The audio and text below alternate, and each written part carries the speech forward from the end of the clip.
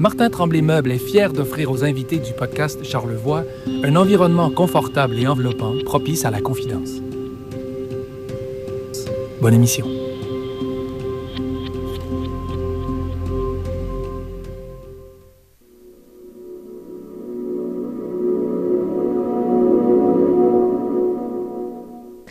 Des pensées en arborescence jusqu'au bien-être avec boréalescence. Il se passe tout ça et plus dans le cerveau de mon invité aujourd'hui à Podcast Charlevoix.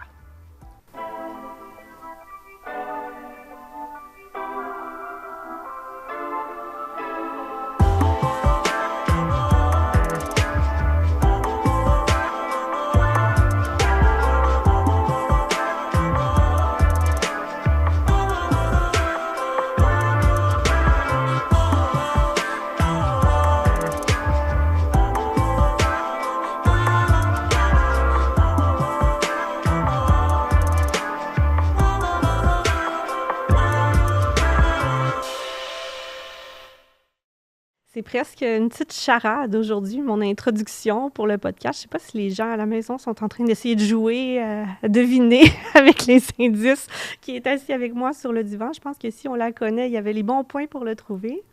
Je pense que oui, c'était très beau d'ailleurs, bravo. Sans plus attendre, la réponse c'était Lison Guérette Caponi.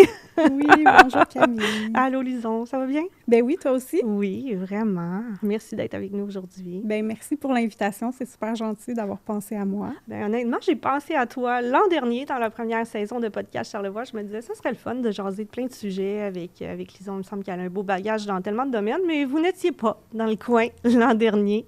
Il y a une petite parenthèse hors Charlevoix pour toi, pour ta famille. Effectivement, 4 ans quand même. On dit petite parenthèse, hein, mais ça file vite. Ça a filé très vite, mais on est super content d'être de retour. C'est sûr qu'on se sent chez nous ici, là. Donc, bien content d'être de retour dans Charlevoix. Vous aviez été... vous n'êtes pas originaire de Charlevoix, mais vous avez été de nombreuses années dans Charlevoix. Oui. Bien, ma fille a 15 ans, puis elle est arrivée ici, elle avait 3 mois. OK. Donc, ça en dit long. Oui, effectivement. Et puis là, petite incursion du côté du centre du Québec, puis... il y a des belles choses, il y a des belles personnes, plein de choses à découvrir là-bas, mais... Absolument. Je pense que tu vas dire comme moi qui est resté ailleurs aussi au Québec, quand on est habitué à Charlevoix, il nous manque quelque chose, il nous manque le fleuve. Il nous manque le fleuve. Il nous manque le fleuve. Il nous manque aussi un tissu social qui est vraiment très proche, je trouve, dans Charlevoix, qui est une des belles richesses. Bien, c'est les gens. Mm-hmm. Oui, il y a plein de nouvelles connexions qui durent des fois, simplement de se croiser, informelles et tout, mais c'est vraiment une belle richesse de Charlevoix. Il y a ce potentiel-là de créer des relations puis de faire des ponts avec les gens. Tout à fait. Ben, ailleurs aussi, là, oui. Évidemment. Là, j'ai plein de belles amitiés qui sont créées ailleurs aussi, évidemment, mais je me sens chez moi ici. Des fois, ça ne s'explique pas. C'est ça. Juste comme ça. Mais j'ai envie de te demander d'abord comment Charlevoix est arrivé dans vos vies, dans votre parcours? Bien, j'étais enceinte de ma première, de Flavie, qui a 15 ans aujourd'hui. Puis, on nous a parlé, parce que ça vient vraiment par le parcours de mon mari, là. Mon mari, il est pasteur et photographe aussi. Mm-hmm. Mais on nous a parlé d'une église à Baie-Saint-Paul qui cherchait un pasteur. Puis, l'idée a germé. À ce moment-là, j'habitais Longueuil. Je travaillais en milieu urbain, l'action et tout. Je ne suis pas native de Longueuil, mais ça a été là où j'ai vécu pendant mes études, puis le début de ma carrière. Et donc, finalement, nous, on était amoureux de Charlevoix depuis très, très longtemps. Aussi loin que je me souvienne, je suis venue très régulièrement dans Charlevoix. J'ai un oncle qui dirigeait le ski presse, donc était très impliqué, entre autres, avec le massif. Donc, on venait à Petite-Rivière vraiment régulièrement. Puis, rapidement, David et moi aussi, amoureux du plein air et tout, on était très souvent dans Charlevoix. Donc, finalement, ça a fait tout son sens de faire le move, comme on dit en bon français, puis de déménager sans savoir ce qui nous attendait. C'est ce que j'allais dire, c'est un peu se lancer dans le vide, là. Oui, surtout avec un bébé. Je me souviens d'avoir pleuré que ma mère ne serait pas proche pour m'aider avec mon bébé et tout. Mais très rapidement, les ressources de Charlevoix m'ont permis de faire des belles rencontres. Il y avait Aidons-les, les cours de natation pour enfants. Je faisais cardio-poussette avec Martin, mon ami Martin. Donc, tu sais, rapidement, là, de pouvoir créer des liens puis m'impliquer. Mais c'est vrai qu'avec un bébé, c'est une façon qui est comme encore plus facile de trouver plein de gens parce que là, on participe à toutes ces choses-là. La lecture à la bibliothèque, on va au parc, on parle à des gens autour. Je pense que oui. Je pense que oui. J'ai vraiment l'impression, en tout cas pour nous, ça a été une façon de créer des contacts plus rapidement, assurément. Et t'en as glissé un petit mot. J'avais ça plus loin dans ma feuille de notes. Je me disais, on va en parler, on va y venir sur plein de choses, sur plein de sujets, du fait que tu es passionnée. Mais j'avais envie de dire, puis là, tu l'as nommé, que ton mari aussi, David aussi, c'est quand même, c'est pas commun comme jumelage de carrière d'être photographe et pasteur. Puis je pense que ça en dit long que vous êtes des gens qui sont allumés puis qui foncent à fond dans leur passion, là, qui se permettent de les vivre, en tout cas. Oui, depuis longtemps, autant on aime notre petit confort des fois, mais autant on aime l'aventure, ou on aime les projets, puis on a des passions, effectivement. Ça fait longtemps que lui et moi, on est ensemble. Là, je pense qu'il fait une grosse partie de ma vie. C'est difficile de parler au singulier, hein, même dans ce temps-là. Même moi, je me rends compte depuis tantôt, je te parle en disant « vous ».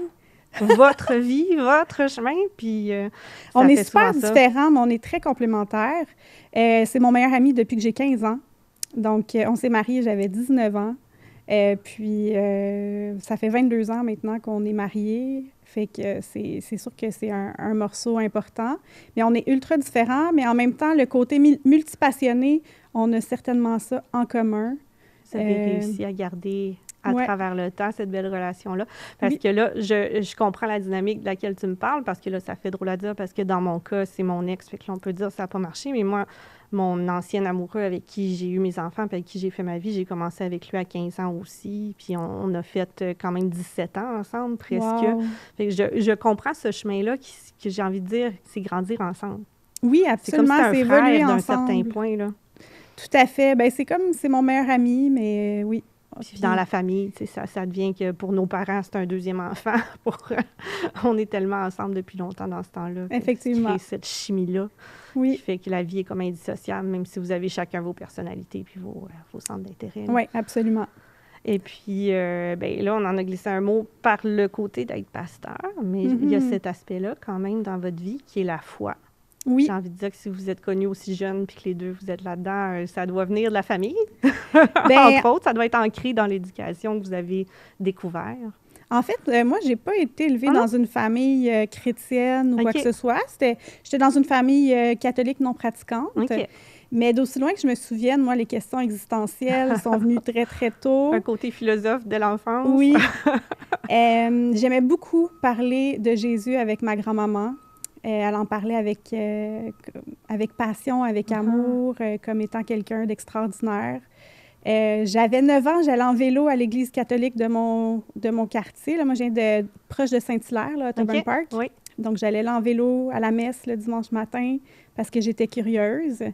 J'avais des amis aussi qui allaient dans une église chrétienne, qui m'invitaient des fois. Puis là, il y avait des activités adaptées pour les enfants, des bricolages, on faisait des pièces de théâtre, toutes sortes de choses vraiment contemporaines. Donc, ça a été tout un parcours, ma foi, mais ça a été un parcours qui est quand même assez personnel, je dirais. OK. Mais en fin de compte, oui, j'ai rencontré David à l'église. Au final, puis on avait ça en commun comme passion. Okay. Mais oui, moi, j'ai depuis ma plus tendre enfance que je cherchais Dieu. Je priais tous les soirs. Je voulais en savoir plus sur lui. À 15 ans, j'ai lu la Bible au complet. Puis j'ai trouvé ça absolument merveilleux comme lecture. Depuis, je l'ai relu souvent, puis je découvre encore tout le temps des choses. On entend souvent ça, les gens disent qu'on devrait peut-être un peu plus ne pas... puis là, c'est pas cet aspect-là que je vais emmener parce que je suis sûre que c'est contradictoire avec beaucoup de choses, mais des fois, on dit on devrait pas baptiser nos bébés parce qu'on devrait trouver notre propre foi à un certain âge. C'est là que je vais en venir. Je parle pas qu'on devrait pas baptiser, mais plutôt... Toi, c'est beau, cette façon-là, où vraiment, j'ai l'impression que tu as toi-même choisi ta foi, construit ta foi avec le temps, avec tes propres réflexions, tes propres questionnements, puis les propres réponses que tu avais envie d'y apporter. Absolument. C'est un beau chemin.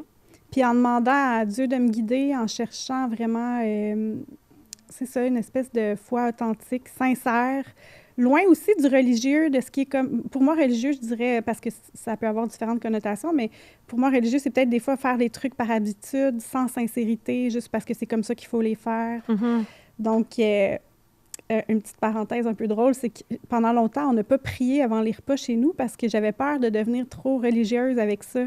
Mais en fait, là, je suis en train de changer mon idée, là, mais tu sais, le côté d'être reconnaissant avant un repas et tout, je trouve ça beau, là, mais ouais, tu veux pas faire les choses je veux par que ça automatisme. soit vraiment sincère et authentique et pas, c'est ça, pas religieux dans ce sens-là. Je sais pas si c'est clair. Oui, je comprends la nuance. Ouais. Que ce soit un automatisme puis qu'on le sente pas pour de vrai durant qu'on le fait. C'est important de sentir, de faire les choses parce qu'on le sent. Puis tu parlais de baptême, bien moi, je me suis fait baptiser par mon oncle qui était prêtre quand j'étais enfant, mais à mon église que je fréquente actuellement, on baptise les gens selon leurs décisions personnelles. Fait que moi, c'est à 17 ans que je me suis fait rebaptiser à nouveau. Ce chemin-là vers une vraie décision qui nous appartient et valorisée. Là. Exact, tout à fait. Qu'est-ce que tu penses dans la société actuelle, justement, ce manque de repères-là? Avant, on avait des choses dans lesquelles on croyait. Puis il y a beaucoup de gens qui sont perdus. Je ne dis pas que la foi est nécessairement la solution à toutes nos pertes de sens. Il y en a qui vont trouver leur solution dans d'autres choses, qui vont être rejoints par autre chose. Mais on sent quand même qu'il y a cette quête-là de trouver qu'est-ce qui est le fil qui tient notre existence. Pourquoi on est là? On est beaucoup en quête de sens. Oui, bien, il y a eu toute la révolution tranquille qu'on connaît et tout. Puis il y a eu vraiment de repousser un peu tout ce qui était religieux pour des raisons que je comprends. Moi, je pense qu'on a peut-être un peu jeté le bébé avec l'eau du bain des fois, dans le sens où il y a vraiment des belles choses dans le message authentique de Jésus, qui est un message d'amour, qui, en tout cas, moi, m'a vraiment toujours guidée à aimer les gens, à vouloir être au service, tout ça. Mais c'est vrai que il y a eu quand même des trucs regrettables qui sont passés puis qu'on peut comprendre. Mais je pense que le mot amour est une clé. Oui, c'est universel, puis c'est... tu disais que tu avais eu la curiosité de lire la Bible de ton propre chef. Bien, il y a beaucoup... Il y a des gens que je connais, je pense notamment à Patrice, avec qui je travaille, ou tout ça. Ou même mon chum, il me disait qu'il avait fait ça plus jeune, c'est de lire plusieurs livres religieux, lire la Bible, lire le Coran, lire différentes choses comme ça, puis se rendre compte, finalement, la phrase de base, c'est toujours ça, de s'aimer les uns les autres. Puis je pense qu'avec ça, on se trompe pas. Peu importe... la aimer forme son qu'on prochain décide comme de donner. soi-même, c'est vraiment important. Mais moi, ça a changé ma vie, vraiment. Puis je pense vraiment qu'il y a eu un avant et après. Puis je pense que ça a complètement aiguillé le reste de ma vie d'une manière... je pense pas que j'aurais eu la vie que j'ai en ce moment. C'est un éveil spirituel que tu as vécu. Oui, vraiment. Ça a transformé ma vie. Puis je suis immensément reconnaissante de tous les jours marcher avec Jésus, de lui confier mes projets, de lui demander de m'aider. Dans les moments les plus difficiles, je le sens qu'il est présent. Fait que c'est ça. Je suis très reconnaissante de ça dans ma vie. Puis reconnaissante du mari qui m'a donné aussi. Ça va pas mal de pair là, dans ton existence, j'ai l'impression. Puis justement, il y a des grands mouvements de ta vie qui sont faits pour cette carrière-là, le fait que David soit pasteur, de venir ici dans Charlevoix. Je pense que aussi après, quand vous avez rebougé, c'était encore... oui, effectivement, David, il débutait une église dans la région de Drummondville. Puis là, il est de nouveau en charge de Nouvelle Vie Charlevoix ici, là, dans Charlevoix. Vous avez pu revenir à vos racines, puis effectivement. retrouver la communauté, le tissu social, et puis ces gens-là. Oui, bien, ça bouge beaucoup, ça bouge vraiment. On était plus de 80 là, dimanche dernier, là, puis on a beaucoup de nouveaux arrivants aussi dans Charlevoix. C'est vrai. Que ça, c'est une des choses parce que moi, je viens du milieu du travail social. J'ai pratiqué en travail social vraiment beaucoup d'années. Et en travail social, on étudie énormément la sociologie. Puis, une des choses qui m'a toujours fascinée, c'est de voir comment, à l'Église, on a des gens de tous les arrière-plans, que ce soit économique, que ce soit dans l'âge, que ce soit au niveau de l'arrière-plan ethnique aussi. Et c'est quelque chose qui se retrouve très rarement, là, en tout cas, selon les statistiques qu'on a en sociologie, ailleurs en société. C'est un lieu de rencontre. C'est un lieu de rencontre qui est très riche, je trouve aussi. Fait que là, dernièrement, c'est ça, je ne veux pas nommer des gens, là, je ne veux pas les mettre... mais tu sais, de connecter avec une famille libanaise, de connecter avec avec des gens qui sont aussi de d'autres pays. Tout ça, c'est vraiment quelque chose que j'apprécie beaucoup aussi. Qui est précieux, puis qui ouvre le regard et, effectivement. Et le cœur aux différents parcours, aux différentes vies des gens. Puis des histoires de vie très émouvantes aussi. Oui. Là. C'est quelque chose. Parcours. Ouais. C'est un beau partage. Oui. Et toi, tu en as une chose, un sujet qui t'intéresse, que tu as envie de partager en ce moment, que tu as envie de justement allumer cette envie-là d'en parler, de mettre des mots.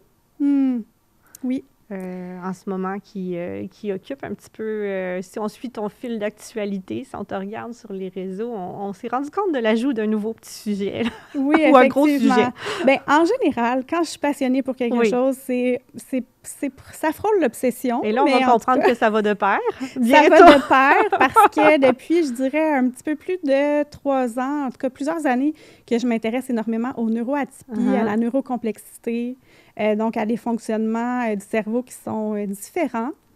On parle souvent de neurodiversité, puis on a souvent envie de dire qu'on a toutes une composition différente dans notre cerveau. Il y a des connexions, il y a tellement de possibilités. Tout le monde a ses nuances et tout ça. Puis là, au travers de tout ça, il y a des portraits généraux qui ont été tirés avec des petites étiquettes. C'est ça. Bien, tout ce parcours-là, j'avais une personne proche de moi aussi qui a obtenu un diagnostic qui m'a surpris. Alors que, je l'ai dit tantôt, là, j'ai pratiqué en travail social de nombreuses années. J'ai côtoyé beaucoup de familles en quête de diagnostic. Mais cet aspect-là, pour moi, est passé sous le radar. Donc, c'est ça. À 41 ans, je viens juste d'avoir un diagnostic d'autisme niveau 1. Okay. Donc, c'est quelque chose que je suis encore en train d'absorber. Mais ça l'explique toute ma vie. C'est ce que j'avais envie de dire. Est-ce que maintenant, avec le recul, là, tu vois les choses puis tu te dis « Ah oui, ça, c'était ça. Ah oui, ça, je comprends. » Bien, absolument. Bien, d'abord, quand j'ai eu le diagnostic, j'étais jusqu'au moment où on a complété tout le processus d'évaluation qui est assez complexe et ardu. Là. Le nombre de tests que j'ai passés, les entrevues, etc., c'est assez... en profondeur. Ceux qui disent, là, on donne des diagnostics à tout le monde comme ça, c'est pas vrai. Là. C'est vraiment bien travaillé, c'est avec un neuropsychologue. Exact. C'est ça. Fait que moi, j'ai vu quelqu'un qui était spécialisé en autisme de niveau 1, donc qui était spécialisé dans sa détection. Et même jusqu'au moment où elle m'a annoncé que j'étais autiste, j'étais dans l'ambivalence avant. Là. Ça faisait plusieurs années que je me questionnais. J'avais beaucoup de points présents, d'autres que j'avais l'impression que j'avais pas. Comme, par exemple, souvent, on va avoir une image des personnes autistes comme ayant peu d'empathie, alors que c'est vraiment faux. On peut avoir de l'hypersensibilité qui fait de l'empathie. Absolument. En fait, tu sais, je vais citer Dr. Tony Attwood, qui est une sommité dans l'univers. C'est un Australien qui travaille avant, on appelait ça Asperger, ce que j'ai. Donc, lui, il a beaucoup documenté la réalité des personnes Asperger et il explique qu'il y a 3 niveaux d'empathie. Il y a l'empathie qu'on va ressentir un petit peu au niveau émotionnel, comme une sensation physique à l'intérieur de nous. Ça, selon lui, tous les autistes l'ont, mais beaucoup. Ils ont vraiment une sensibilité de ce qui se passe dans leur environnement, ils vont détecter. Ils sont un peu baromètres de tout ça. Exact. Ensuite, on va avoir l'empathie qui est plus cognitive, donc ce qui se passe dans notre cerveau. On arrive à comprendre qu'on expérimente cette empathie-là. Puis, enfin, il y aurait l'empathie comportementale, c'est-à-dire de démontrer un comportement empathique. Et c'est là que des fois, au niveau de l'autisme, ça peut être parfois un peu moins présent, mais ce n'est pas un manque d'empathie. C'est juste que quelqu'un de neurotypique ne va peut-être pas voir que la personne est empathique. De la même façon qu'on ne verra peut-être pas la reconnaissance en déballant un cadeau ou quelque chose comme ça, exprimer les émotions à travers le visage, à travers les bons mots, à travers la bonne attitude. Des fois, ces codes-là sont moins naturels. Exact. Et moi, je me sens comme si j'ai toujours été très empathique. Je le suis toujours, même que des fois trop. Et, mais c'est vrai qu'au début de mes stages, on me disait que je manquais d'empathie. OK. Quand j'ai fait une intervention de délinquance au début, donc je travaillais comme éducatrice dans divers milieux. Puis, il a fallu que j'apprenne l'empathie comportementale. Ça a été comme appris. Puis c'est ça que mon évaluatrice a mis en reflet, c'est que... bref, j'ai quand même de l'empathie, puis c'est que je l'ai juste appris différemment. comment faire comment les la bonnes choses manifester. pour le montrer. Exactement. Puis aussi la détecter chez les personnes autistes, mais pas seulement, chez d'autres profils neurocomplexes aussi. On peut avoir des défis avec ce qu'on appelle l'interoception, c'est-à-dire de comprendre nos sensations, que ce soit, ça peut être la faim, ça peut être une émotion. Des fois, ça peut prendre du temps avant de savoir. Tu sais, encore aujourd'hui, avec toutes les connaissances intellectuelles que j'ai au niveau de l'intelligence émotionnelle, etc., bien, des fois, ça me prend 3 jours avant de comprendre qu'est-ce que je sens. Pourquoi je me sens comme ça? Pourquoi je me sens frustrée? Pourquoi je me sens... Exact. Souvent, ça peut être une sensation ça peut physique, prendre un délai. De l'hypersensibilité tout à fait. au bruit. Ah oui. J'ai vu un post que tu as fait qui parlait de l'épicerie. D'aller à l'épicerie. Puis là, là-dedans, je me suis beaucoup reconnue. Moi, je pense que je suis quelqu'un qui... J'arrive pas à faire la nuance entre je suis très introvertie. Peut-être qu'il y a des gens qui vont dire « ça paraît pas, tu parles dans un micro », mais je suis très introvertie. Puis là, quelle est la limite? Est-ce que je suis juste introvertie? Est-ce que je suis un peu TSA? Est-ce que je suis dans la douance? Est-ce que je suis dans tout ça? Je sais pas. Mais là-dedans, je me suis tellement reconnue de souvent sortir de l'épicerie puis me dire « j'ai vu quelqu'un que je connais 6 fois, puis j'ai pas été capable de lui faire un vrai beau bonjour, de faire un sourire, puis après, je me sens mal parce que j'ai pas fait ce qu'il fallait, mais que sur le coup, c'était comme bloqué, ça se passait pas, parce que l'épicerie, c'est un milieu qui est difficile, qui est stimulant. J'ai envie de t'entendre sur un exemple comme celui-là. Bien, j'aurais le goût de vous référer à un nouveau livre qu'on a à la bibliothèque, si jamais vous êtes dans Charlevoix-Est, la bibliothèque de la Malbaie. C'est Anxiété et autisme. Autisme et anxiété de Sarah Jessica Laporte, il me semble. En tout cas, je ne voudrais pas me tromper, là, j'enverrai la référence au besoin, là, mais elle décrit son expérience à l'épicerie, puis c'est ma vie. Là. Tu sais, je te cacherai pas que j'ai été en psychothérapie, j'ai été consultée, puis malgré tout ça, tu sais, jamais on a été capable d'identifier pourquoi est-ce que c'était aussi difficile d'aller à l'épicerie. Puis maintenant que je sais que je suis autiste, ça explique tellement... bien, d'abord, tu as toutes les odeurs qui sont là, tu as beaucoup de gens, puis beaucoup de gens qui sont en mouvement. Puis en plus, il y en a que tu vas peut-être connaître, puis d'autres que tu connaîtras pas. Il faut que tu fasses des choix éclairés. Moi, je suis extrêmement perfectionniste dans mes achats, en plus. C'est-à-dire que je réfléchis beaucoup, tu sais, qu'est-ce que je choisis puis pourquoi. Je pense qu'il y a un des aspects qu'il faut préciser à travers ta liste, peut-être pour les gens qui écoutent, c'est que faut penser que là, dans le cerveau, est en train de se passer une analyse de tous ces paramètres-là. Exact. Ça devient très difficile de faire le tableau, l'arborescence, comme on disait tantôt, de tout ça, d'appréhender la personne qui est devant moi. Je la connais-tu pas? La prochaine là-bas, je vais-tu la connaître? Je devrais-tu la saluer? Je devrais-tu pas? Exact. Puis là, tu as les bip-bip de la caisse, tu as la radio. Pour moi, c'est vraiment un exemple d'un lieu où, disons qu'il faut que je sois en forme. Puis des fois, c'est OK, je suis pas capable, David, c'est toi qu'il faut qu'il y aille. Fait que, mais je veux pas éviter non plus, là, tu sais, je veux continuer d'y aller. Mais j'ai des bouchons quand je vais à l'épicerie qui coupent pas tout le son, mais qui coupent un espèce de bruit de fond. Au besoin, je vais mettre mes lunettes fumées quand il y a trop de lumière. Sentir un peu... C'est ça. Tu sais, comme là, il y a comme un éclairage. Là, je sais pas pour les autres, c'est comment, mais moi, c'est comme... je me sens comme quand je serais interrogée par un détective. Vous étiez où? T'aurais dû nous le dire avant. Mais non! Peut-être pu le bouger un petit peu. Non, mais c'est pas grave. Je suis capable de... Tu sais, je vivrais pas au quotidien avec... non, avec ça d'en face. Avec cette lumière-là. Mais c'est juste pour exprimer l'expérience un peu. Dans le fond, j'expérimente le monde apparemment différemment de la plupart des gens. Puis des fois, c'est quand on commence à se bloquer des choses que là, on se dit ça cause problème. Si ça cause problème, est-ce que là, c'est là que vraiment on peut dire oui, il y a diagnostic? Parce que si tu vis certaines choses, certains aspects qui ne te causent jamais problème, tu n'as peut-être pas besoin, tu te demandes peut-être même pas qu'est-ce que tu as, on ne se pose pas la question. Mais là, quand on commence à se mettre des freins, à réfléchir aux actions qu'on va faire, à réfléchir, je veux-tu y aller, je veux-tu pas y aller? Oui. Bien, de suranalyser, pour moi, ça a toujours été présent. J'ai besoin d'être préparée mentalement à tout ce qui va se passer. Fait que OK, puis si telle personne dit ça, bien, je vais devoir répondre ça. Avant de téléphoner, un grand moment de silence, à réfléchir à toutes les options, à ce qu'il faut dire, à ce qu'il faut pas. Éviter le téléphone. Oui. Mais moi, j'ai commencé ici qu'il fallait que je fasse des relations clients chez TVCVM. Puis pour Go Explore, pour tout ça, appeler des gens. Puis je le faisais, je suis capable de le faire, mais c'est du contre-emploi pour moi. C'est difficile, ça me demande beaucoup de me concentrer. Chacune des choses, j'ai le goût de les procrastiner, de les mettre loin sur la liste.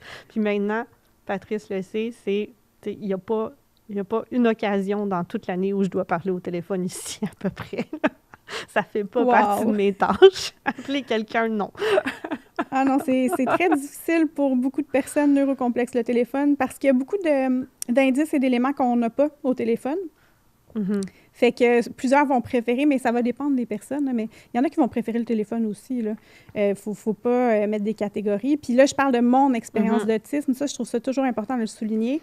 Il y a autant de formes d'autisme qu'il y a de personnes autistes. C'est tellement pas Donc, uniforme comme... c'est ça. Puis quels des sont les fois, points? malheureusement, on va dire « Ah oui, j'ai un diagnostic d'autisme. » Bien, ça se peut pas. Moi, mon petit-fils, il est autiste, puis il est pas comme toi, puis il est non-verbal, puis... L'autisme, actuellement, est tellement comme un... C'est dès que ça fonctionne différemment dans le cerveau. Ben, Presque. non, il y a vraiment des critères diagnostiques très précis, mais ça couvre vraiment un éventail de personnes, d'une personne qui peut avoir une déficience intellectuelle à des gens qui ont des grandes capacités intellectuelles. Fait que c'est pour ça qu'on parle d'un spectre. Puis c'est pas un spectre qui est linéaire. Il faudrait le voir un petit peu plus au niveau circulaire avec les différentes composantes du diagnostic qui sont plus ou moins présentes pour chaque personne. Ouais. Je sais pas si ça pourrait être une bonne image. Mais bref, je pense que c'est ça. Chaque personne est unique, hein? Oui. Peu importe que... Puis là, on va entendre aussi, bien sûr, mais ça se peut pas que tu sois autiste parce que tu es capable de faire telle affaire ou tu as fait ça toute ta vie, ça paraissait pas. Mais particulièrement ce qu'on appelait autrefois Asperger, puis encore plus chez les femmes. J'ai envie de t'emmener sur le sujet des femmes. Oui. Les femmes sont connues pour être meilleures, pour apprendre à camoufler tout ça. Pour Absolument. développer le réflexe qui cache. Surtout des femmes comme moi, dont un de ses premiers intérêts spécifiques, c'est le comportement humain et l'étude des comportements sociaux, humains, comportementaux, observer les dynamiques, les relations. Depuis aussi loin que je me souvienne, ça m'a toujours énormément intéressée, tu sais. C'est donc des choses que tu as appris, oui, que tu as intégrées, que tu c'est es une capable de passion. mettre en pratique après. Oui, absolument. Donc, c'est ça. Puis, fait que plusieurs femmes vont avoir une manifestation qui est moins ce qu'on va voir habituellement, tu sais, par exemple. Mais il y a des femmes... clichés. C'est ça. Mais il y a des hommes aussi qui peuvent avoir ce type de profil-là, mais c'est vrai qu'on va parler souvent d'autisme au féminin. De plus en plus, on a une sommité mondiale ici, le docteur Isabelle Hainaut, qui en fait beaucoup mention, puis qui forme des gens à travers le monde, qui travaille de très près avec le docteur Tony Atwood, que j'ai parlé un petit peu plus tôt. Donc, ça, c'est une belle référence qu'on a au Québec, qu'on peut être fier. Moi, je travaille sur ce sujet-là, en fait, à la maîtrise actuellement avec ma merveilleuse directrice, Dr. F. Pouliot, sur le sujet de la réalité des femmes dans le contexte des services psychosociaux. Donc, quand elles vont consulter, comment elles sont reçues, comment ça se passe pour elles, etc., si elles se sentent comprises également. Ça doit être très intéressant. C'est vraiment intéressant. Tu vas avoir des belles conclusions là, à sortir de tout ça. Fait que c'est un défi que je voulais me lancer, moi, de terminer ma maîtrise, là, parce que je veux faire quelque chose qui est difficile, c'est très difficile, mais qui est passionnant en même temps, puis que j'espère qu'il sera utile aussi. Depuis que j'ai su que je suis autiste, j'ai eu rapidement ce désir-là d'en partager publiquement, même si on sait qu'on va vivre des préjudices, malheureusement. On va souvent être catégorisé, on peut manquer des opportunités. As-tu déjà vécu, depuis que tu en parles un peu plus publiquement, des occasions où tu dirais... je ne serais pas capable de mettre le doigt dessus, puis je ne serais peut-être pas la meilleure non plus pour le voir. Puis là, tu m'as invitée aujourd'hui pour en parler. Fait que je me sens quand même privilégiée comme personne autiste, dans le sens que je gagne ma vie. Tu sais, j'ai un beau réseau autour de moi. Je suis bien supportée. Fait que je me considère comme une privilégiée parce qu'il y a des gens qui ne sont pas capables de travailler, qui ont des QI dans le tapis, là, mais qui ne sont pas capables de fonctionner parce que c'est trop difficile au niveau social, au niveau sensoriel. Il y a presque tous les jours, je parle avec des femmes sur Messenger puis on échange et tout. Fait que je trouve ça important d'en parler parce que c'est une réalité qui est là. On parle aujourd'hui quand même de 1 personne sur 47 qui est concernée par l'autisme en 2025. C'est les dernières statistiques, donc entre autres avec le docteur Simon Baron-Cohen qui avançait ce chiffre-là. Et on parlerait d'1 femme pour 2 hommes. OK. Actuellement. Ça, certains auteurs ne sont pas d'accord. Certains auteurs vont pas être d'accord non plus avec le côté autisme au féminin. OK. Mais tu en parlais tantôt, c'est à quel point ça nous affecte au quotidien. Puis pour avoir les statistiques, ben il faut être allé chercher le diagnostic, il faut être dans les chiffres. Puis là, il y a combien de gens qui écoutent, même en ce moment, puis qui disent, c'est ça, moi j'ai ça, moi j'ai ça, moi j'ai ça, peut-être que... Oui. Bien, moi, c'est sûr que je ne peux pas âge. établir de diagnostic, Non. puis je veux Non, même pas, c'est un je veux processus, jamais m'avancer là-dedans. Mais oui, je peux parler de ma réalité à moi, puis pour moi, ça a été important de le savoir d'entrée de jeu. On parlait de personnes qui pourraient potentiellement être concernées. Puis est-ce que c'est utile parce qu'ils ont un haut niveau de fonctionnement? Mais moi, j'ai eu un haut niveau de fonctionnement. J'ai atteint le 2 des top leaders de mon entreprise. J'ai été chef de service dans le réseau de la santé. Je pourrais paraître comme ayant un haut niveau de fonctionnement, mais ça a toujours été avec des contre-coups assez importants de ne pas connaître mon fonctionnement. Puis de ne pas comprendre, d'avoir des défis au niveau de l'organisation, d'avoir des défis au niveau social aussi qui me causaient problème. Surtout plus tu vas dans des plus hautes sphères de leadership, là, tu commences à rentrer dans les jeux politiques, etc. Là, ça, c'est vraiment pas ma tasse de thé. Là, je ne comprends rien. Bien, on dit souvent que les personnes TSA ont de la misère avec ce qui est abstrait, ce qui fait pas sens. Qui est pas... oui, c'est difficile. Ce qui est pas logique, absolument. Puis les jeux de pouvoir, la politique, les finances, les choses comme ça, souvent, ça fait pas... Oui, puis l'injustice, le sentiment d'injustice. Oui, sentiment d'injustice extrêmement difficile. Et j'ai déjà eu des réactions qu'aujourd'hui, je fais « Oups! » C'était peut-être pas la bonne façon.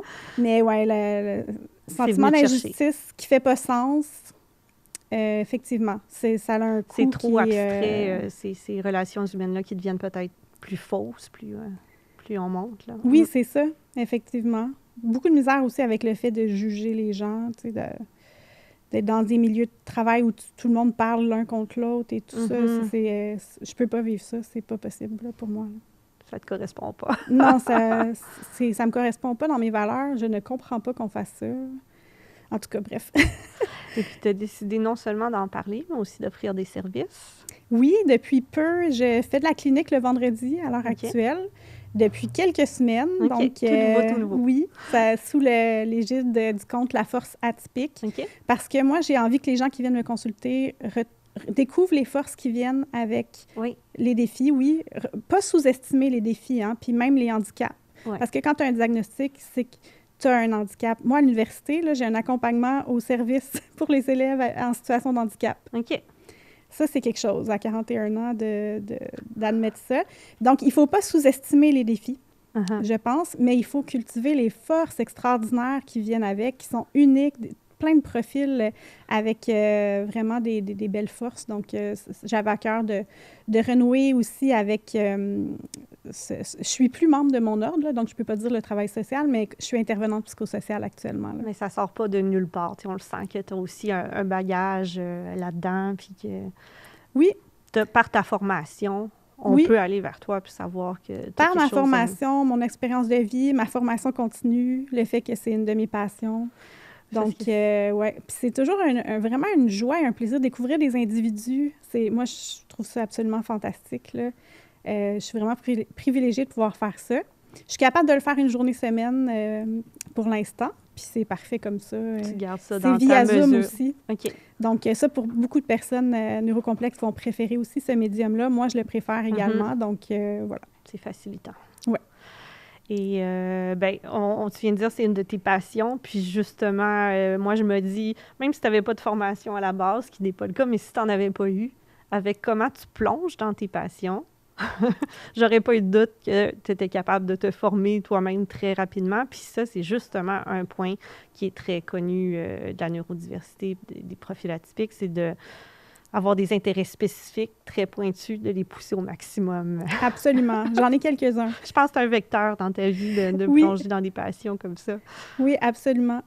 C'est sûr et certain. Bien, un autre de mes intérêts qui est vraiment une grande passion depuis ma plus tendre enfance, c'est la santé naturelle, les plantes, les huiles essentielles. Donc ça aussi, c'est quelque chose que j'ai beaucoup approfondi, creusé depuis ma plus tendre enfance. Donc, c'est de là qu'est né Boréal Essence dans Charlevoix. Je me demande, ça fait 8 ans. Les gens, peu importe s'ils nous écoutent via Balado Québec ou comme ça, puis qui ne sont pas dans Charlevoix, peuvent te suivre aussi via la page Facebook de Boréal Essence. Absolument. Là, ce qu'on peut trouver, c'est entre autres des astuces de comment utiliser certaines huiles, certaines plantes, comment fabriquer soi-même des produits. Comment tu décrirais J'ai Boreal fait Essence? beaucoup de choses. À l'heure actuelle, c'est peut-être pas super bien structuré. Pour l'instant, j'aime beaucoup partager de manière très Spontané? spontanée. Parce que je suis souvent toute seule chez nous à faire mes petits trucs. Puis là, je suis comme, je vais en partager à ma communauté. Tu sais, j'ai l'impression qu'il y a un bel échange qui se crée. Non, je pense que les gens reconnaissent aussi quand un contenu est authentique comme ça, là.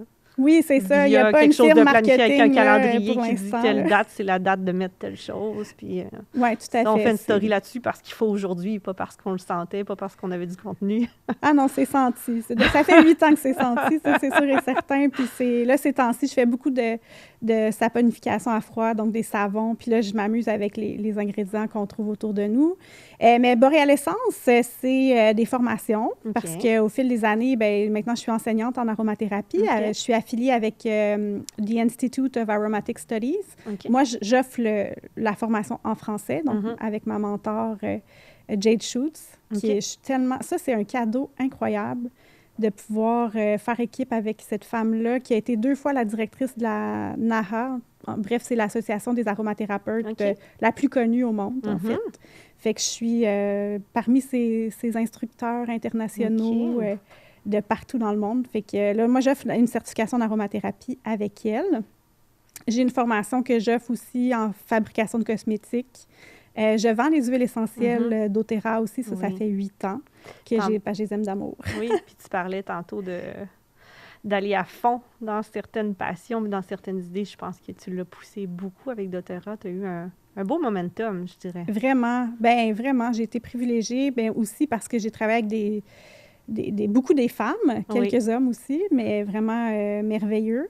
J'ai pu voyager partout, aller voir de la production d'huile essentielle un peu partout à travers le monde, Hawaï, Vancouver. C'est ça qui est intéressant avec les huiles essentielles, c'est qu'on peut, en le prélevant sous cette forme-là, encore plus faire voyager, mais c'est du savoir qui vient des 4 coins du monde puis qui est ancestral, d'utiliser ces plantes-là, cet usage-là. C'est une branche de l'herboristerie, l'aromathérapie, puis tu as vraiment le bon mot, c'est que c'est des traditions orales. Donc, je pense qu'un des planchers à avoir ici en tant que Québécoise, c'est de reconnaître aussi les savoirs des Premières Nations dans ce qu'on sait. Oui. Que même si ce n'était pas écrit, ça a été transféré là, de génération en génération au niveau oral. Moi, j'ai une arrière-grand-mère, parce qu'on n'en a pas parlé, mais mon père est français, donc j'ai un héritage français. Toute ma famille, j'ai une arrière-grand-mère qui était aromathérapeute. Ah oui! Oui, puis ça m'est venu de là, ma passion pour les huiles essentielles, mais je ne savais même pas que j'avais une arrière-grand-mère aromathérapeute. Je l'ai appris récemment. Ah, c'est beau! Oui. Tout fait du sens. Ça fait vraiment du sens. Puis, c'est ça. Je pense qu'il y a vraiment une reconnaissance qui... Moi, vous voyez, je fais de la recherche là, scientifique. J'aime la recherche et tout. Puis les huiles essentielles sont de plus en plus étudiées. Mais il faut reconnaître aussi la valeur des traditions orales. Parce que ça a été des usages de plantes qui ont été faits sur des millénaires. Qui ont fait leurs preuves. Qui ont fait leurs preuves aussi. Puis ça devrait avoir de la valeur. Fait que, les gens qui disent « Ah non, tu sais, c'est grano, c'est pas comme la vraie médecine. » Mais la vraie médecine, les médicaments, ils sont faits avec quoi? On veut pas vous faire tomber de vos chaises, là, mais ils sont faits avec des plantes à la base. Là. On extrait quelque chose pour faire le médicament. Ça apparaît pas comme ça, pouf. Tout à fait. Puis, tu sais, je suis vraiment pas quelqu'un qui met de côté la médecine occidentale.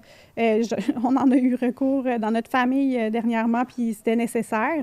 Mais par contre, oui, avec mes huiles essentielles puis avec mes plantes, je me suis sauvée beaucoup de soucis. Ça, j'ai envie de dire, si on peut juste se sauver de ne pas y aller à l'hôpital pour le rhume, pour le ci, pour le ça, si on peut le soigner avant de se rendre là, bien, c'est gagnant pour tout le monde. Là. Mais la fois qu'on a besoin des soins à l'hôpital, on y va, par exemple. Bien, absolument, absolument. Puis on est reconnaissant, spécialement là, pour nos médecins en ce moment. J'ai un médecin de famille extraordinaire que j'aime beaucoup. Puis... d'avoir accès à tout ça au Québec, c'est déjà. Exact. Mais j'avoue que moi, j'ai un côté peut-être un peu militant sur le fait de reconnaître ces savoirs ancestraux-là.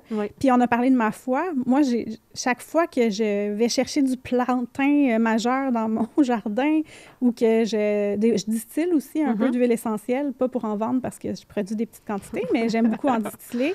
Donc, quand je distille mon sapin baumier et tout ça, je me sens vraiment que... Pour moi, c'est comme de l'amour de Dieu. C'est en connexion. Puis on peut l'appeler de plein de façons. Il y a des gens qui vont appeler leur spiritualité peut-être différemment, mais cette connexion-là à ce qui nous entoure, à la nature, à la terre, la reconnaissance. C'est vraiment une belle façon, en travaillant avec la nature, en étant en connexion pour vivre ce lien-là qui est fort. Oui.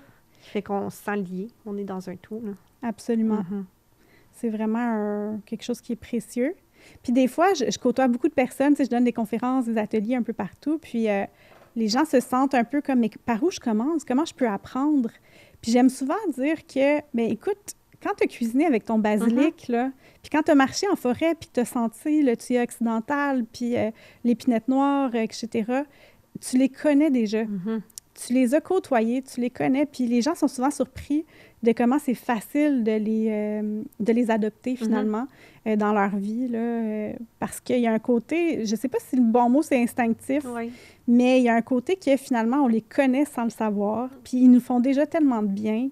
On sait d'instinct quelle tisane prendre parce que ça nous ferait du bien. C'est ça. Mais ça n'exclut pas qu'il faut quand même vérifier nos conditions puis s'assurer qu'on va avoir une expérience agréable. Effectivement. Il ne faut pas se dire « Ah, je prendrais donc un bon petit thé du Labrador quand on est enceinte, par exemple. » C'est ça, c'est important. Il y a quand même des recommandations. Mais tu sais, c'est ça. Je veux juste quand même, j'aimerais encourager les gens de réapprendre la nature. Moi, c'est souvent cette phrase-là que j'utilise. Bien, c'est à notre portée, puis c'est une plante à la fois, puis on finit par en apprendre, puis ça n'aura jamais de fin, parce que c'est infini, tout ce qu'on peut apprendre. Moi, je suis encore une étudiante, en fait. Je donne des formations, mais je suis une étudiante. Je pense que tu es une étudiante à vie. Toute ma vie, c'est ça qui est le fun. Tu vas toujours avoir cette curiosité-là. Effectivement. Et le besoin de creuser. On parlait tantôt, c'est pas toujours facile pour toi, ce qui est très social. Ça dépend comment ça se passe, puis tout ça. Mais puis là, tu me parles de donner des formations, travailler avec plein de gens. Comment tu vis quand tu as à faire des choses comme ça? Là, bien, en fait, j'aime le social, j'aime les gens, sauf que j'ai besoin de moments tampons entre. Pour besoin de temps seul. Là. Oui, pour comprendre qu'est-ce qui s'est passé.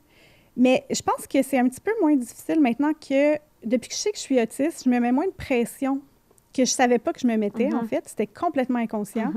Mais d'avoir le bon visage, la bonne expression faciale, la bonne réaction et tout ça, là, je suis plus douce avec moi par rapport à ça, fait que ça crée moins de fatigue. Ça crée beaucoup moins de fatigue. Mais il reste que je dois prévoir mon horaire. Par exemple, si je donne une conférence, ben le lendemain, tu sais, je ne vais rien mettre à mon agenda. Je vais me donner le temps de décompresser. Ou encore, je vais faire du mélange d'huile essentielle, là, aromatic blending, ou des choses qui me font du bien, mes passions qui vont me redonner de l'énergie. Mais je pourrais pas nécessairement, comment dire, je veux pas mettre de limite de choses que je pourrais pas faire. Ça, j'ai de la misère avec ça aussi. Mais c'est ça, faut que je me donne de la grâce. Même si c'est pas le cas pour les gens qui m'entourent et tout, ben moi, c'est comme ça que je fonctionne. Donc, je dois apprivoiser un mode de fonctionnement qui est atypique.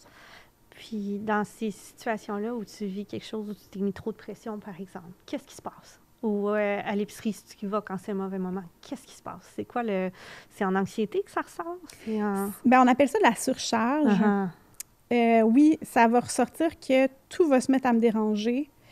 Le petit son de la tondeuse, là, je vais avoir envie, en fait, d'aller dans mon lit, sous mes couvertures, sous mon oreiller. Je mets mes bouchons. Des fois, je mets mes bouchons puis je mets mes écouteurs par-dessus. Quand je suis en surcharge, là, je suis plus capable des fois de parler. On va appeler ça une forme de mutisme. Fait que, mais j'essaie de ne pas arriver là parce que c'est très souffrant, sincèrement. C'est vraiment, je le souhaite à personne de vivre ça. J'essaie de ne pas arriver là. L'été, c'est plus difficile pour moi parce que des fois, je trouve que le soleil est trop fort. Oui, mais c'est toutes des choses physiques, des sensorielles, même la chaleur, avoir très chaud quand on n'aime pas ça. Ça, c'est difficile. Mais là, je suis dans ma meilleure saison, là. Automne-hiver, tout devient plus doux, il y a moins de bruit, les lumières sont plus tamisées. Ça, je trouve ça vraiment agréable. Tu disais que c'est bon pour toi de savoir maintenant que tu as ce diagnostic-là, que tu es autiste, pour comprendre ce qui se passe, mais pour tes proches aussi, parce que là, tu parles de quand on tombe en situation de mutisme, si les autres le savent autour que c'est ça qui se passe, OK, mais sinon, c'est le genre de situation où tout le monde fait « Mais qu'est-ce que tu as? Mais pourquoi tu me réponds pas? Qu'est-ce qui se passe? » Puis là, c'est blocage encore plus. Ça devient plus lourd pour tout le monde. Je pense que recevoir les mots pour le nommer, c'est bon pour toi, mais c'est bon pour ceux qui t'accompagnent aussi. Mais absolument. Tu sais, c'est ça, c'est de se donner le droit d'être comme on est. Parce que sinon, il y a une culpabilité, une honte qui va venir en plus. Puis t'as pas de mots pour l'expliquer. Tu sais, t'as pas de mots pour dire... C'est juste vraiment étrange ce que tu vis. Fait que moi, ça a eu beaucoup de valeur, le diagnostic. Même si dans mon univers professionnel, je suis pas nécessairement dans l'approche médicale. Je veux dire, dans les études en travail social, on n'est vraiment pas dans l'approche médicale. Au contraire, on est vraiment dans le biopsychosocial. Mais il reste que le diagnostic aide à mettre des mots. Puis quand on met des mots, on est capable d'expliquer notre fonctionnement. On est capable de comprendre. On est capable de comprendre qu'est-ce qu'on peut faire pour prévenir, pour ne pas arriver en surcharge. Et lorsque ça arrive, bien, de se raisonner, OK, oui, c'est souffrant, c'est pas drôle, mais ça va passer. Tu sais, ça ne durera pas éternellement, là. Ça ne restera pas. Il faut juste répondre à mes besoins, puis que j'aille dans ma chambre dans le noir, les rideaux fermés. C'est un beau petit rappel de base, quand même. Il faut juste répondre à nos besoins. Ça va bien aller. C'est ça. Je pense que dans plein de situations, pour plein de gens, juste cette phrase-là. Mais quand on ne les connaît pas, nos besoins, comment on fait pour y répondre? Ça demande de la connexion à soi, puis de se connaître avec le temps. Est-ce que... Bien là, tu disais que tu viens d'avoir ce diagnostic-là début quarantaine, donc j'en déduis que tu es dans la quarantaine, disons. Oui, ça fait seulement... Comment tu vis cette saison-là de ta vie, la quarantaine? 6 mois. Bien, c'est un privilège. C'est un privilège. Je me sens quand même en forme aussi. Oui. Je ne sais pas quelle valeur j'attribue à l'âge, parce que j'ai pas eu de crise de la quarantaine, en tout cas pas à ma connaissance. Ça veut dire que tu es enlignée? Je pense que oui. Je pense que oui. J'ai vraiment, encore là, je trouve un privilège, reconnaissante. Je vis selon mes valeurs. J'ai l'espace de créer une horaire qui répond à mes besoins. Donc, oui. C'est vrai que c'est un point important dans ce que le peu que je connais de toi, de ton parcours, mais quand même, ça, de vivre selon ses valeurs, c'est quelque chose que tu sembles peut-être toujours autorisé ou avoir mis de l'avant-plan, d'étudier dans quelque chose qui est dans tes valeurs, de changer de chemin professionnel ou de des fois ralentir, des fois repartir plus fort, mais de toujours suivre ton rythme. Ben oui, je pense que c'est tout à fait juste. En fait, je suis pas capable de faire autrement. Je suis pas capable. Pas le choix. Pas le choix. Et on disait tantôt que ça a été vite, on s'est moins vus les dernières années parce que vous étiez à l'extérieur. Puis là, j'ai envie, pour le petit temps qui nous reste, j'ai envie qu'on parle un petit peu de ça, justement. Les enfants qui grandissent, ça a tellement été un coup de vent là, on vient de parler de la quarantaine, mais être maman d'adolescent. C'est toute une autre réalité, c'est un changement. Il me semble que les dernières fois qu'on s'est vus, on parlait de nos enfants qui étaient jeunes. Puis là, pouf, tout d'un coup, on se croisait dans leur activité d'enfant, etc. C'est ça. Là, tout d'un coup, pouf, on se rend compte, c'est le secondaire, c'est la vie qui a beaucoup changé. Oui. Bien, c'est une toute autre réalité. Je suis très fière d'eux. C'est vrai qu'il y a beaucoup de vraiment, mes 2 enfants sont super uniques, là. Ils se ressemblent pas du tout, mais ils sont vraiment fascinants, là. C'est merveilleux. C'est vrai que plus ils grandissent, plus on dirait que c'est ça le sentiment qui prend tout le dessus. Je me rends compte, si je dis bonne nuit à mon garçon, qui vient d'atteindre 13 ans, c'est lui mon plus ado, mais la chose que j'ai le plus en tête, c'est je suis tellement fière de toi.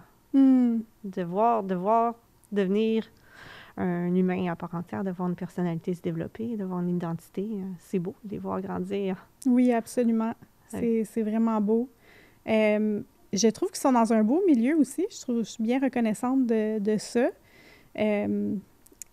Ma fille me disait qu'elle aimait tellement ses professeurs. Quand elle est venue ici, elle trouvait qu'ils étaient vraiment gentils. OK. Donc, oui. Puis, ben, il y a les sports, il y a toutes sortes de passions. C'est beau d'assister à tout ça. Moi, j'apprends des fois à jouer à des jeux vidéo. Embarquer dans leur passion, eux autres. Embarquer dans leur passion, tout à fait. Parce qu'effectivement, j'ai eu des enfants passionnés aussi. Oui, on s'en doute. On s'en doute. La pomme ne tombe pas loin de l'arbre. Oui, oui. J'en ai une qui est pas mal une athlète. Elle est vraiment belle à voir. Elle a une discipline que ça vient pas de moi. Elle est vraiment impressionnante. Puis elle aime beaucoup les sports. Elle écoute le hockey avec son papa et tout. Puis j'en ai un autre qui, lui, est vraiment passionné par apprendre le japonais, tout l'univers des mangas, des animés, tout ça. Fait que, ouais, ils ont leurs intérêts. C'est beau. C'est beau, puis c'est beau aussi que tu aies cette envie-là de t'y intéresser. Parce que peut-être qu'il y a eu des époques où on était moins dans cette dynamique-là, là, de vraiment dire les passions d'adolescents, des fois, on se dit ça va leur passer. Mais je pense que, sincèrement, j'ai été un peu en réaction, surtout par rapport aux jeux vidéo, les écrans. J'étais inquiète, tu sais. Mais finalement, de donner, tu sais, de prendre du temps pour jouer ensemble à un jeu vidéo. Ou... C'est sûr que je ne jouerai pas à des jeux violents ou quoi que ce soit, mais Pas ça toute la permet journée, des temps de mais- qualité, tu sais, Oui. dans le fond. Mhm. Oui, ça permet Pourquoi des temps pas? de qualité. Puis, tu sais, ma fille, elle, elle va vouloir aller faire du shopping. Tu sais, j'aime pas vraiment ça, mais je veux avoir du temps de qualité avec elle. C'est les moments partagés qui Oui. comptent. Puis, elle est bonne pour me trouver des morceaux de vêtements. Ah oui, d'ailleurs, c'est elle qui t'a stylé pour aujourd'hui. C'est elle qui m'a... Moi, je trouve ça difficile, ça, choisir des vêtements. Fait que c'est elle qui m'a dit de mettre ça. Fait que je l'ai écouté. Merci. Merci d'avoir été la styliste du podcast Charlevoix. Oui, c'est ça. On va y envoyer un petit badge. On n'a pas de chèque, malheureusement. Non, c'est ça. C'est toutes des belles... Tantôt, j'ai utilisé le mot saison. Je reste fidèle à ce mot-là. Des belles saisons de notre vie de femme, tout ça, qui soit de... Ouais. Au début, découvrir le couple, découvrir cette relation-là, fonder une famille, avoir les enfants, les voir grandir. Puis je pense que chaque chose arrive vraiment à son bon petit moment, puis qu'on est prêt à chaque nouvelle étape. Oui, absolument. Mais ça va très vite, mais en même temps, c'est rempli. C'est vraiment On le voit pas spécial. se passer. Oui, Mm. tout à fait. Et comme petit mot de la fin, on a encore quelques minutes. Tu m'as dit tantôt, j'en aurais long à parler sur la pandémie parce que c'est dans ces années-là où vous étiez à l'extérieur de la région. Puis on se disait, bien, de toute façon, ça a été coupure pour tout le monde. On a beaucoup de liens qui se sont effrités. Bien, c'est sûr que venant du travail social, dès le début de la pandémie, j'étais très inquiète. Très inquiète d'abord pour les familles vulnérables, très inquiète pour les femmes en situation de violence conjugale et très inquiète pour le tissu social, qui est une des richesses de Charlevoix. Je fais une petite parenthèse pour dire, tu as vraiment de l'empathie, Lison. C'est pas vrai que tu n'en avais pas. Ah, Pas merci. raison, t'es prof. Si c'est ça ta première pensée, ça a été... Tu sais, il y a beaucoup de gens pour qui la première pensée, c'était est-ce que je vais manquer du papier de toilette ou qu'est-ce qui va m'arriver à ouais. moi? Si tu penses aux gens les plus démunis, je pense que ça, c'est beau. Ouais, ben oui, c'est sûr que ça me tient à cœur, mais j'ai toujours dit qu'il aurait dû avoir une travailleuse sociale à la table, décisionnelle, parce que tous les phénomènes sociaux, c'est souvent plus difficile à mettre dans une fiche Excel, hein? Oui. Puis de les calculer comme un budget ou des impératifs comptables, mais il reste que ils ont un impact. Puis le tissu social, tu sais, par exemple, souvent on va parler des saines habitudes de vie, mais on sait que de vivre de la solitude et de l'isolement, il y a des études qui ont été publiées que c'est l'équivalent de fumer 15 cigarettes par jour au niveau de l'impact sur notre santé. C'est quand même pas rien, OK. mais on n'en directement parle comme pas ça. beaucoup. Ça devrait être dans nos piliers des saines habitudes de vie que d'entretenir des relations qui sont riches, qui sont nourrissantes. Puis quand on regarde aussi les zones bleues, puis les peuples qui vivent le plus longtemps, mais ils mangent ensemble autour d'une table, ils passent du temps riche, social et tout. Ils sont souvent Donc, connectés à la nature aussi. Oui, ben oui, il y a beaucoup d'éléments. Ils sont pas dans des tours à appartements en ville, là. Isolés en pleine pandémie. Puis ils vivent souvent dans des endroits où il y a plein de côtes comme nous, Puis un bord de l'eau. puis un bord de l'eau. Parce que c'est prouvé que ça rend heureux. Ah oui, exact. Mais c'est ça, tout ce qui est phénomènes sociaux, c'est vraiment important. Puis ça doit être prévu et... Dans toutes les politiques, en fait, pas juste en cas de quelque chose d'aussi bouleversant Exact. que ce qu'on a connu Tout à là, fait. comme pandémie de COVID-19. Il y a plein d'autres décisions dans lesquelles on souhaiterait qu'il y ait cet aspect-là. Tout à fait. Puis je me dis, ben qu'est-ce qu'on peut faire? Ben des fois, c'est de lancer une invitation à quelqu'un, venir souper chez nous, tu sais, de poser des actions puis des gestes intentionnels pour essayer chacun de recréer un tissu social plus serré. Parce que si on fait ça, ben ça fait toute la différence, là, je pense. Ouais. Et là, on s'en va dans cette théorie-là que si on fait tout le mieux possible dans notre petit milieu à nous, dans notre petit cocon, ben ça va aller bien pour tout le monde partout. Là, on va avoir moins besoin d'une grande politique qui fasse que ça aille bien. Ça va aller bien dans chaque communauté, dans chaque maison, prendre soin de ce qui est proche de nous. Oui, bien, c'est sûr que j'ai pas réponse à tout, là, Non, vraiment mais pas. Ça, je pense que c'est universel. Je pense qu'on peut mais tous... j'aime beaucoup la phrase de Gandhi qui dit « Sois le changement que tu veux voir dans ce monde ». Tu sais, c'est vraiment quelque chose, c'est un leitmotiv pour moi, puis que j'essaie de transmettre aussi, si possible, autour de moi. C'est un beau vecteur aussi dans toutes tes multiples expériences desquelles on a pu se jaser aujourd'hui, cette envie-là de transmettre. Absolument. Oui, c'est très présent. Je pense que c'est même dans mes valeurs. Je pense. J'aime ça transmettre, oui, beaucoup. Et on a cette chance aujourd'hui d'avoir plein de médiums de communication, disons, qui facilitent tout ça. Puis parfois, on dit les réseaux sociaux, ça a des mauvais aspects, mais ça a aussi cet aspect-là étrangement, il y a une bonne partie de notre tissu social qui passe quand même par là, de dire on perd pas contact complet avec les gens, on sait un petit peu qu'est-ce qui leur arrive, puis on réussit à transmettre des belles choses comme la force atypique, comme boréalescence, des beaux messages. On essaie, en tout cas, de prendre les outils qui sont là pour ça, effectivement, avec les forces qu'ils ont et les défis. Mais ça ne doit pas remplacer les vrais contacts, je pense. C'est vraiment quelque chose qu'il faut se rappeler. Il y a tout un échange dans la communication non verbale et tout ça qui se joue en vrai. Mais c'est effectivement très pratique. Vraiment pratique.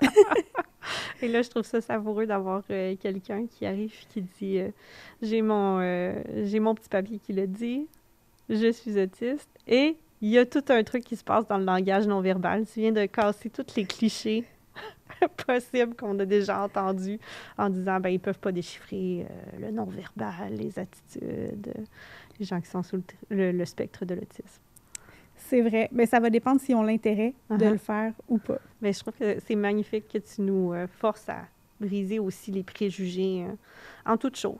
Tu disais que c'était beau de pouvoir briser les préjugés en côtoyant des gens de partout, par exemple, à l'Église. C'est beau aussi de briser les préjugés dans tout ce qui touche la neurodiversité, plein de sujets. Oui, on pourrait en parler vraiment longtemps. On n'aime pas les jugements. Non. J'aime pas les jugements, puis j'aime pas les catégories non plus. Ouais, il faut voir au-delà. On va mettre ça dans ta petite liste de force. Merci beaucoup, Lison, d'avoir pris le temps de nous jaser, de nous partager ce qui t'anime sur plein de sujets qui sont quand même assez personnels, puis tu as accepté de nous livrer, que ce soit ta spiritualité, autant que le fonctionnement de ton cerveau, de nous avoir permis de jeter un petit regard là-dedans, puis aussi de nous inspirer à utiliser un peu les forces, pas juste de nous-mêmes, mais aussi de la nature, pour se soigner, pour prendre soin. Puis on continuera de te suivre pour avoir des belles astuces. Je te remercie vraiment. Merci pour ton accueil. C'était plaisant d'avoir du temps pour se mettre à jour un peu. Ben oui, on disait, c'est la jasette qu'on n'a pas eue dans les derniers mois qui se passe ici, devant les gens, dans vos écouteurs, si vous nous écoutez. Vous êtes voyeurs de tout ça. Exact. Ou auditeurs de tout ça. Puis c'est beaucoup ça, la dynamique. Puis le concept derrière Podcast Charlevoix, c'est de s'asseoir dans ce divan-là puis d'avoir une vraie conversation un à un avec ce langage non-verbal-là et toutes ces nuances. Et j'invite les gens à être à l'écoute pour suivre les prochains épisodes de Podcast Charlevoix. On en a encore de beaux qui s'en viennent la semaine prochaine. Hâte de vous écouter. Je vous écoute. On a une auditrice dans le divan. Exact. Bien, merci fois 1000 d'abord. Merci de tous les points de vue. Merci d'être venu. Merci d'écouter. Puis, je dis à tout le monde, bien, à la semaine prochaine. À la semaine prochaine. Bye-bye.